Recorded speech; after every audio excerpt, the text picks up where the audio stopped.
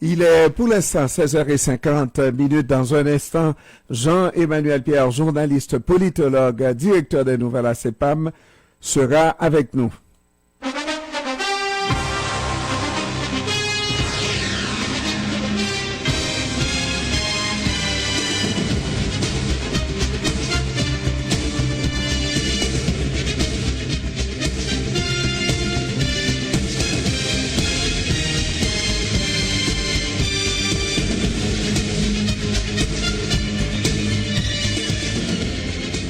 Et Jean-Emmanuel Pierre est là. Comment ça va, Jean-Emmanuel Pierre?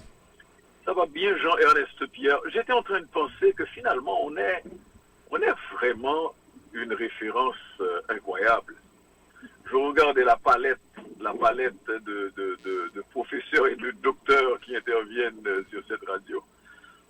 Howard Gold, Franz Walter, Muriel Modelis, mettez-en.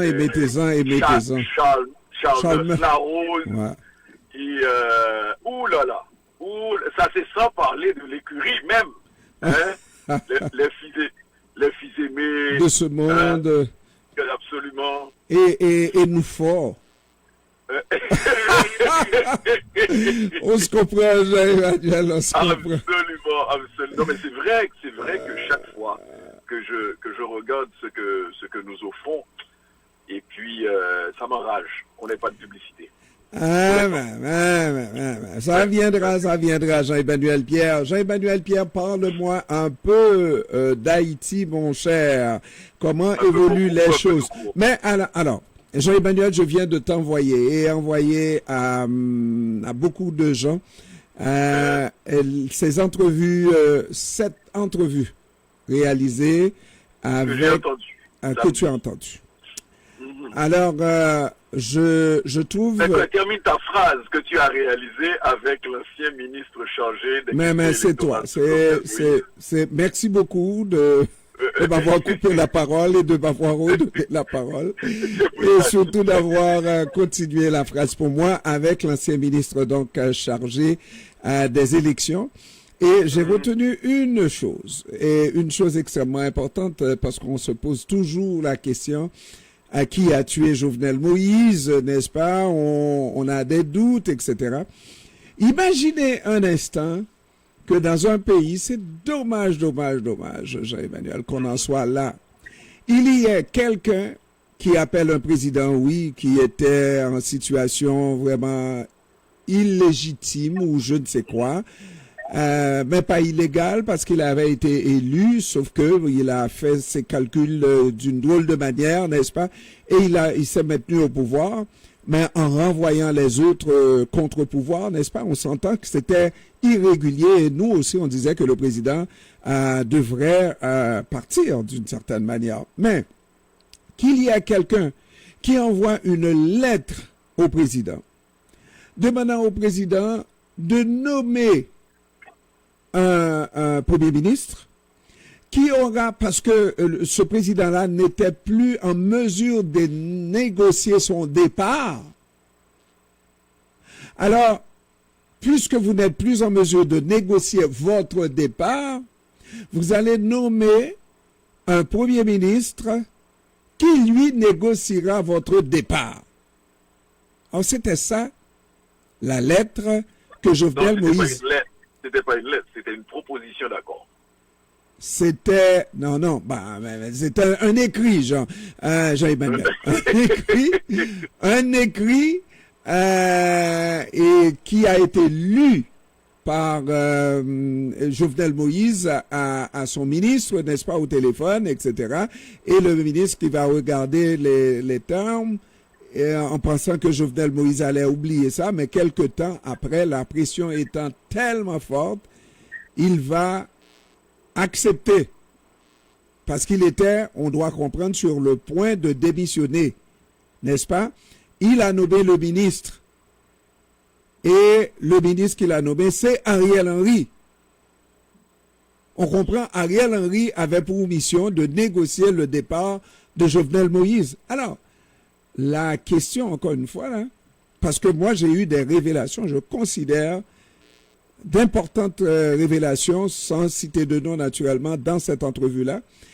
Et Ariel Henry avait donc pour mission de démissionner Jovenel Moïse. Et la question, c'est de savoir qui a pu entamer des négociations en ces termes avec un président, même s'il était en situation de faiblesse, on va le dire, même s'il était en situation illégitime, on va le dire comme ça. Et là, moi, je pose la question, est-ce qu'il s'agit d'un étranger ou est-ce qu'il s'agit d'un Haïtien? Alors, on peut faire la logique 1, 2, 3, Jean-Emmanuel. Les Haïtiens ont donné beaucoup de sueur, se sont vraiment poussés sur le macadam pour obtenir le départ de Jovenel Moïse et n'ont rien obtenu. Ça veut dire que celui qui a osé ce marathon de négociation pour son départ avec Jovenel Moïse n'était pas un Haïtien, on s'entend? Oui. Bon, et on savait qu'il y avait beaucoup de pression qui était exercée au dernier moment. À un certain moment, on entendra par la suite, d'ailleurs, des déclarations faites par d'anciens officiels américains, Pamela Ann White, entre autres, et d'autres, et une autre ambassadrice, sur le fait que Jovenel Moïse était devenu incontrôlable. Il y a aussi quelqu'un qui, quand il parle, il y a à prendre évidemment, il y a à reconsidérer, mais c'est l'ancien responsable pour Haïti de l'Institut républicain international, Stanley Lucas, qui est en maudit, comme on dit chez nous, contre des services, les services secrets américains et la DIA, et la DIA, etc., convaincu détenir des preuves que le président avait été assassiné. Bon, un peu avec l'implication des Américains. Mais un peu ce que nous analysons aussi, et c'est pour ça que je dis, mais venant de Stanley Lucas, il y a un petit plus dans tout ça, parce que ce sont les hommes des services américains qui étaient toujours sur le terrain, etc., et qui, même dans le cas de Jovenel Moïse, dont il était très proche, on ne saura jamais quel rôle il avait à jouer, quelle responsabilité, etc. Bon, mais ceci est quelque chose, moi, ce que j'ai trouvé d'intéressant dans cette entrevue avec Mathias Pierre, comme tu as dit, il a donné beaucoup de pistes, il a lancé le ballon sur plusieurs terrains, tout en évitant ne serait-ce que minimalement d'avancer et de donner des pistes un peu plus concrètes. Mais je te dis, Jean-Emmanuel, beaucoup d'états des lieux, oui. Je te dis que c'est un homme dont la vie est en danger, quant à moi, parce qu'il se propose, peut-être, je dis encore peut-être, parce qu'il peut se rétracter jusqu'à la dernière minute, de citer des noms dans son prochain ouvrage. Dans son mémoire ou bien... Non, pas dans sa mémoire, dans son ouvrage à venir. Un ouvrage à venir. Il en a parlé à plusieurs reprises. Alors, je le dis parce que je pense que si ces gens-là savent que Mathias a l'intention de citer des noms, eh ben, on risque de mettre la vie de cet homme en danger. Ouais. Bon, et j'ai trouvé aussi, parce qu'il faut comprendre que il y a en Mathias, le professionnel, en Monsieur Pierre, le professionnel de la politique aussi. On sent que c'est quelqu'un qui est en réserve de la République Non, non, non. Bah, oui, ah, oui, oui, bah, oui. Il s'est gardé de critiquer minimalement l'actuelle administration, à plusieurs reprises d'ailleurs. Tu lui as demandé ce qu'il pensait de l'administration de Ariel Henry. Il a refusé de se prononcer là-dessus parce qu'on sait qu'en même temps, son cheval de bataille et sa campagne, c'est pour l'organisation d'élections. Donc, il y a aussi ça comme bémol à aborder. Oui, oui, c'est peut-être, mais je crois que pour ce qui est de l'assassinat de Jovenel Moïse, il en sait un peu plus. Peut-être que on dira dans le milieu concerné qu'il en sait un peu trop. Et dans ces conditions-là... Du moins, il en sait beaucoup, parce qu'on a senti, dans ce qu'il nous a rapporté, une certaine proximité, sinon une grande proximité avec le président. Quand le président appelle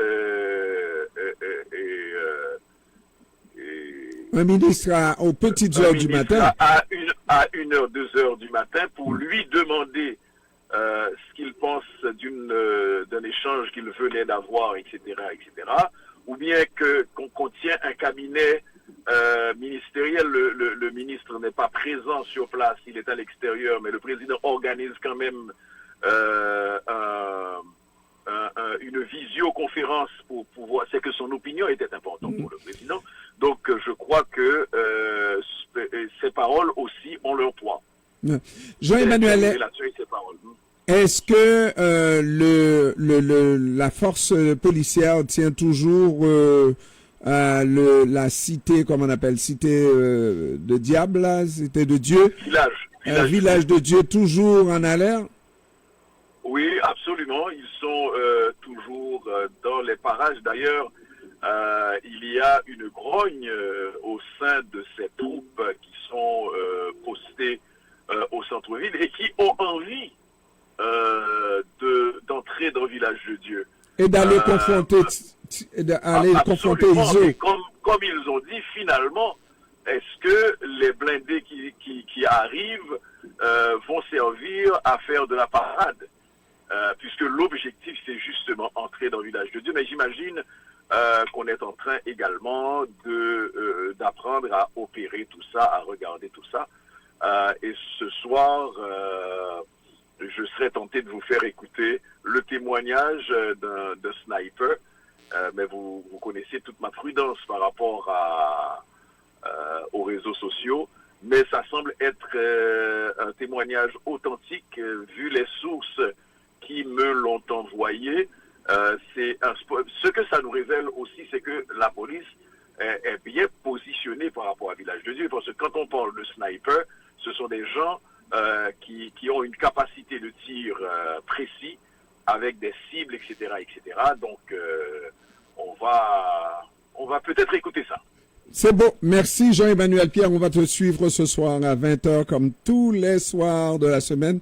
À 20h, c'est Jean-Emmanuel qui est à la tête de Regard. Jean-Emmanuel Pierre, journaliste, politologue, directeur des nouvelles à CEPAM, expert des questions haïtiennes. Merci Jean-Emmanuel Pierre. Merci Jean-Ernest Pierre. Au revoir, à tout à l'heure.